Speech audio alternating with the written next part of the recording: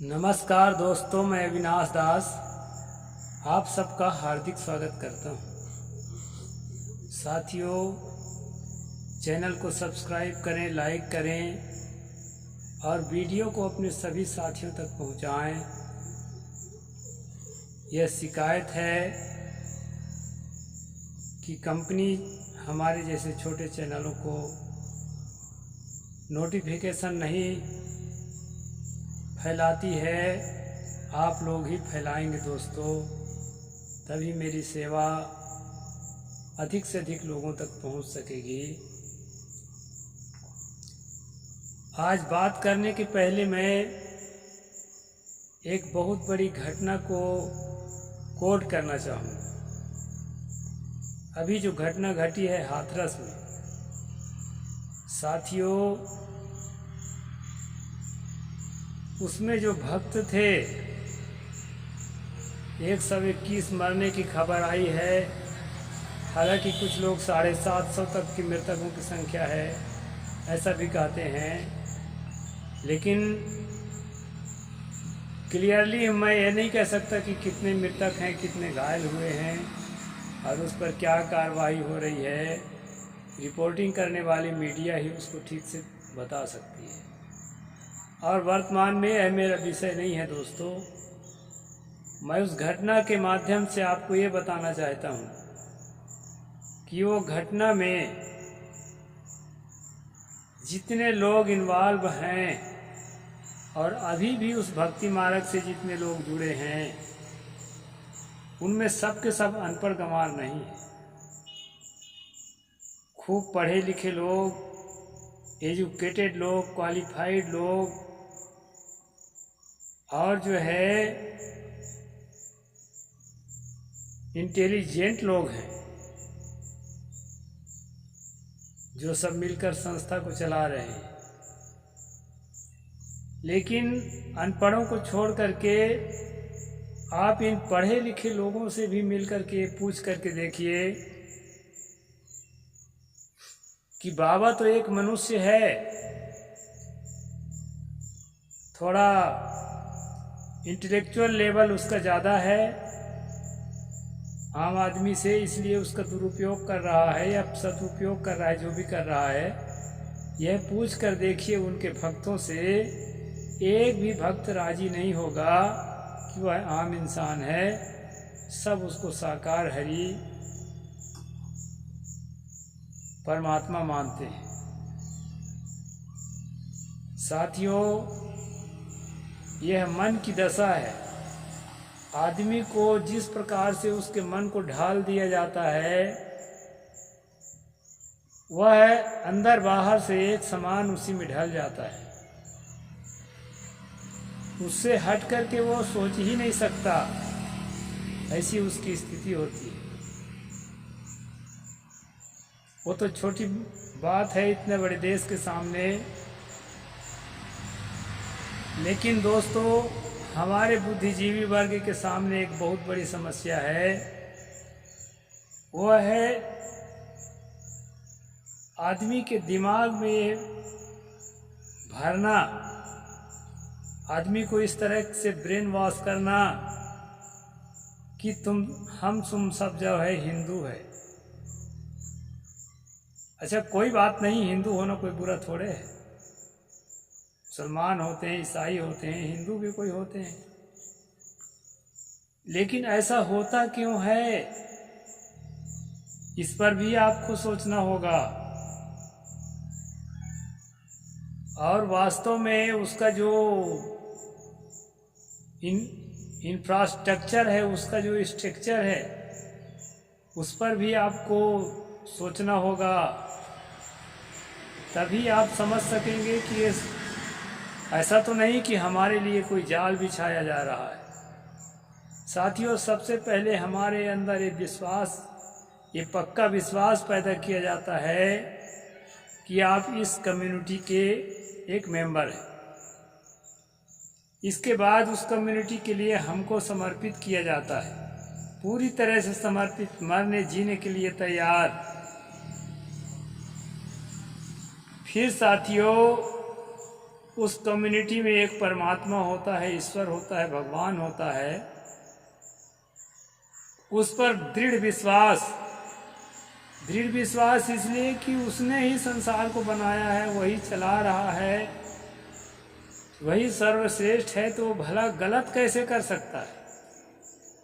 जो भी करेगा देश के हित में करेगा, संसार के हित में करेगा, क्योंकि संसार का मालिक है, संसार का सृजेता है, सबका पिता परम पिता है।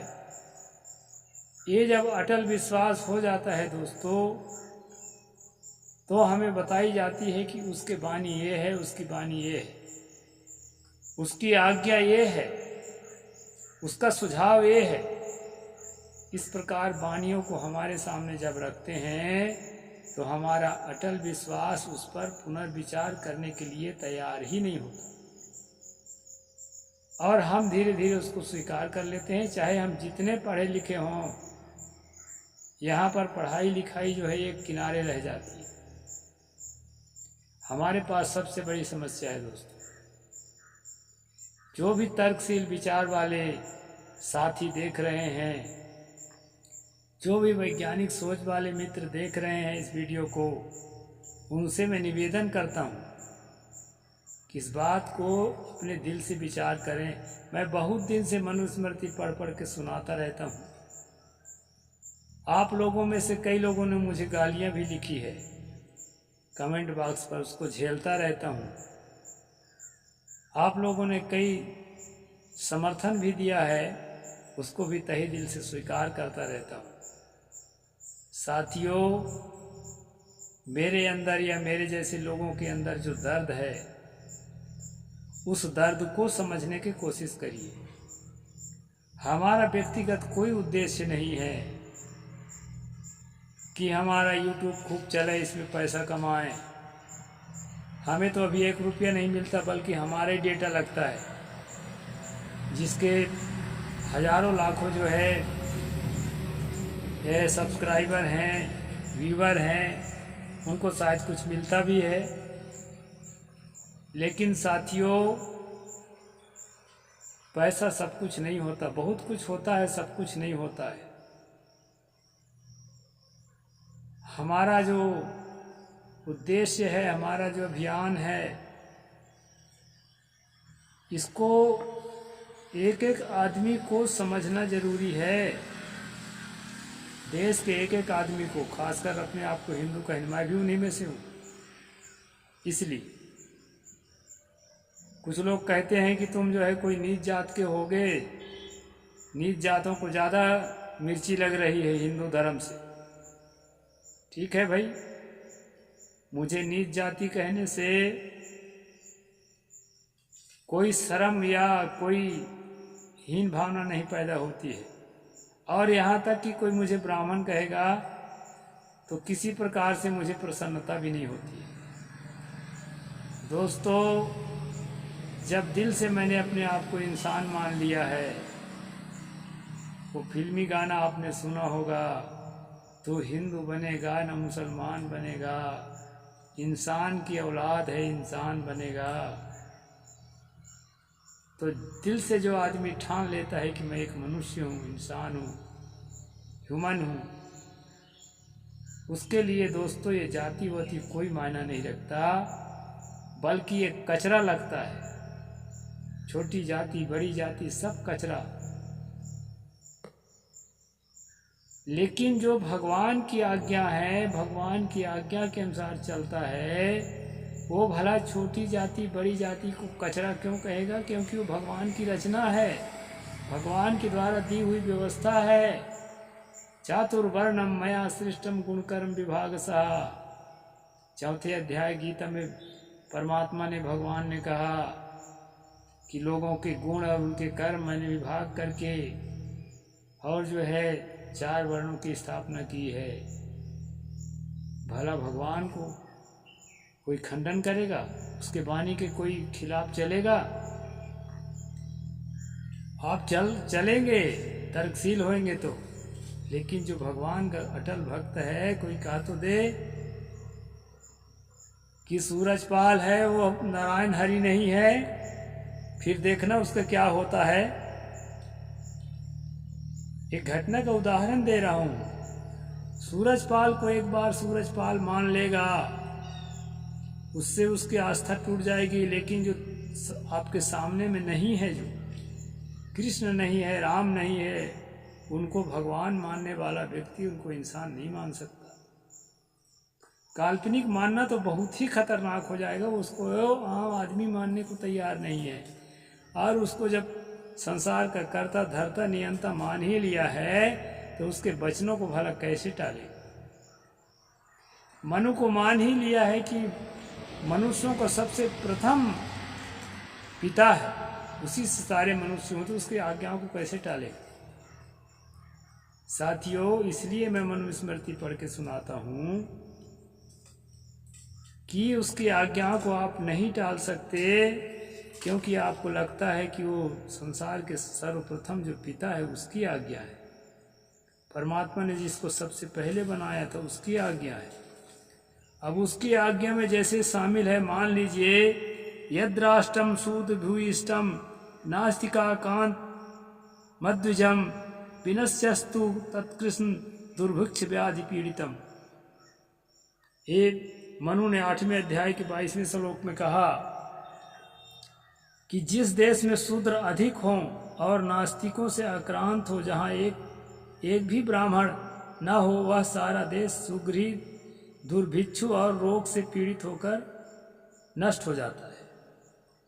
यानी उस गांव में पानी नहीं बरसेगा, अकाल होगा, तरह तरह की बीमारियां होगी और वो लोग मर जाएंगे तड़प तड़प के। कौन गांव में? जिस गांव में एक भी ब्राह्मण ना हो, जिस गांव में शूद्रों की संख्या बहुत बढ़ गई हो, जिस गांव में जो है क्या हो, नास्तिकों की संख्या, भगवान को नहीं मानने वाले मेरे साथियों की संख्या बढ़ गई। अब जो है ये वचन आपको लगेगा हाँ भाई बात तो ठीक है, क्योंकि परमात्मा की वाणी कभी झूठा नहीं हो सकता है। तो जब दूसरा गौतम धर्म सूत्र के और इतने ब्राह्मण के अंदर जो वाणी कही गई है कि अन्यस्य प्रेष्य काम उत्थाप्य यथा काम बध्य, इसका जब एक्शन लेगा तो आप बुरा कैसे मानेंगे? बहुत ठंडे दिल से गहराई से सोचना। क्या अर्थ है उसका? दूसरे के द्वारा प्रेष, ये शूद्रों को, नास्तिकों को दूसरा आदमी जैसा कहे वैसा करे, अपने से कुछ न कहे, कुछ न करे, कुछ न बोले, कुछ न सोचे। तुमको सोचने बोलने करने का कोई हक नहीं। अन्यस्प्रेष्य कामोत्थाप्य, जहां स्थापित कर दे वहां स्थापित हो जाओ, जहां से उजाड़ दे वहां से उजड़ जाओ। यथा काम बद्ध है, आवश्यकता पड़ने पर बंद कर दो जितनी आवश्यकता हो।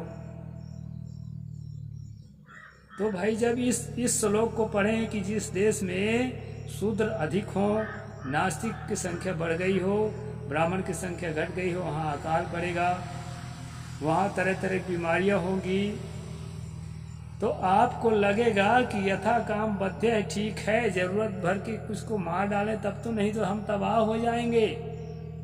ये तो भगवान के वचन है, कैसे झूठा हो सकता है? तो फिर ये दोनों वचन को आप जो है सिरोधार्य करेंगे दोस्तों,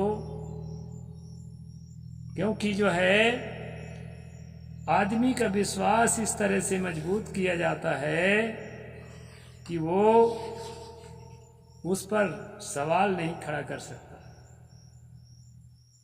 अगर परमात्मा को, ईश्वर को संसार का कर्ता धर्ता नियंता मानते हो, अगर ये धर्म ग्रंथों के वाणियों की उस परमात्मा की वाणी मानते हो, तो कैसे इसका जो है आप खंडन मंडन करेंगे, सिरोधार्य करेंगे, स्वीकार करेंगे, क्योंकि ये स्वीकार्य है। साथियों, छोटे आदमियों के छोटा दिल होता है, जो खानदानी रईस होते हैं उसका गंभीर दिल होता है। इस तरह की बात अगर आपके दिमाग में बसा है तो यह भी दिमाग में बात बसा है कि भाई ब्राह्मण तो ब्राह्मण होता है। ब्राह्मण में जितनी गंभीरता, जितने रहस्यमयी दिल होगा उतना आम आदमी में थोड़े होगा।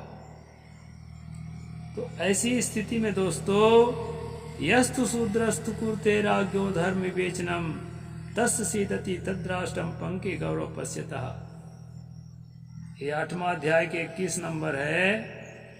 यहाँ कहते हैं कि जिस राजा के यहाँ शूद्र न्याय करता हो उस राजा का देश पंक में कीचड़ में धसी हुई गौ के भांति क्लेश पाता है। जिस प्रकार गाय जो है कीचड़ में धसी रहती है और वहाँ उसको जो उसके दिल जो दुखता है, उसी प्रकार उस देश की जनता का दिल दुखेगा और कष्ट मिलेगा जहाँ पर शूद्र जो है न्यायाधीश हो।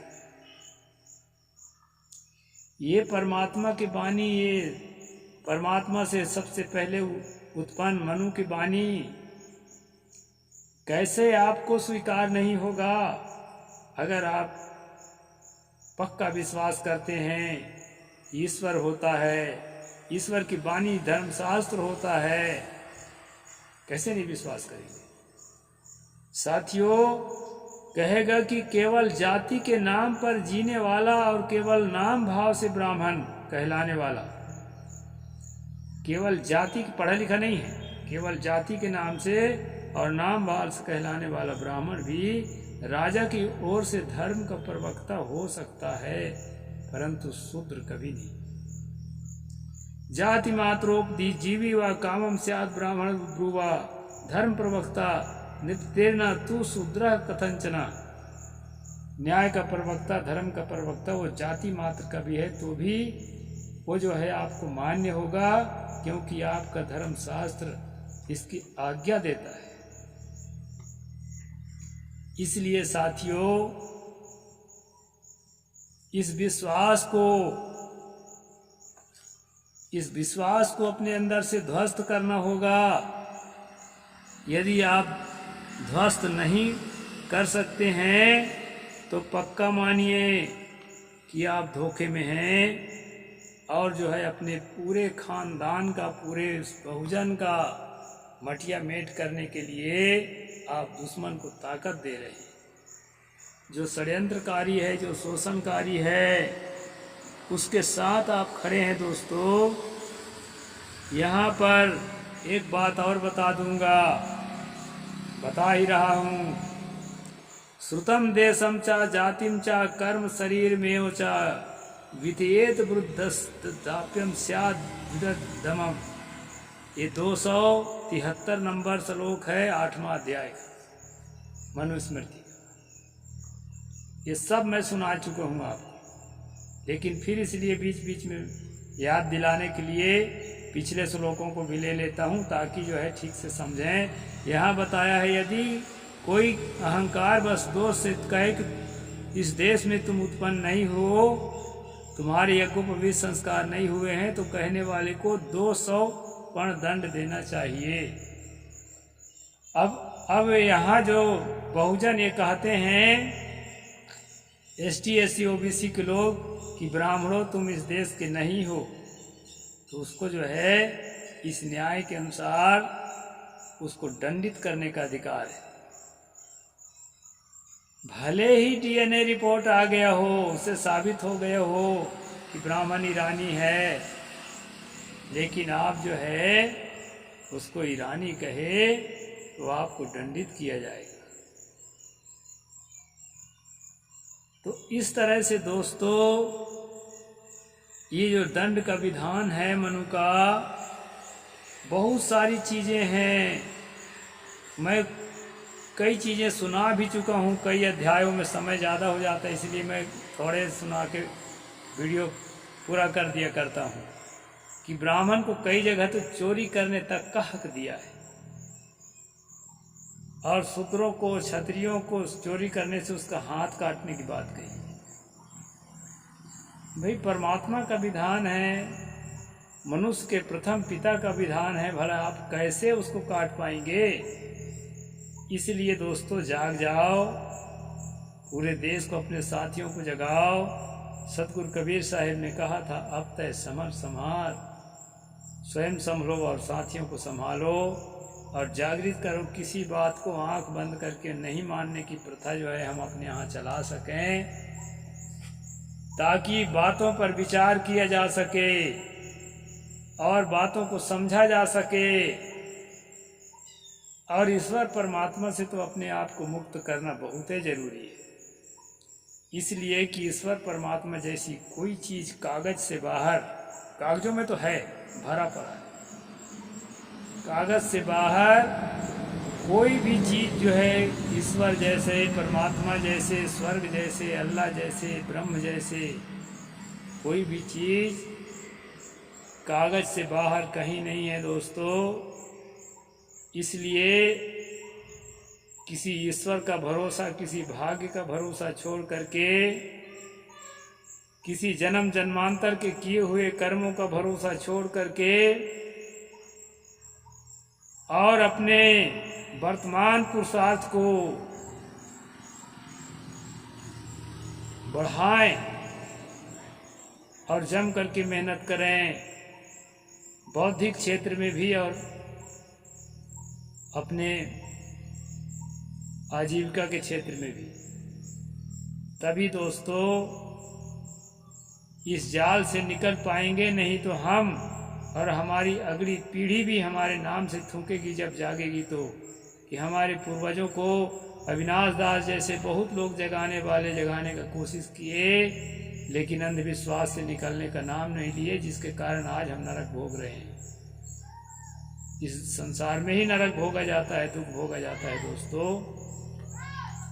इसलिए रेशनल कबीर यूट्यूब चैनल को आप सब लोग प्रमोट करिए दोस्तों, जन जन तक पहुंचाइए, ताकि हमारे जागृति का अभियान देशव्यापी हो। अभी तो गाँव आसे पास के लोग ही ज़्यादा मेरे से जुड़े हैं। मेरे से जुड़ने की बात नहीं है, मिशन से जुड़ने की बात है, सत्य से जुड़ने की बात है, तर्कशीलता के जुड़ने से बात है, विज्ञान से जुड़ने की बात है, और अपने जीवन को अंधकार से प्रकाश की ओर ले जाने की बात है दोस्तों। साहेब बंदगी, जय जोहार, जय भीम, जय भारत।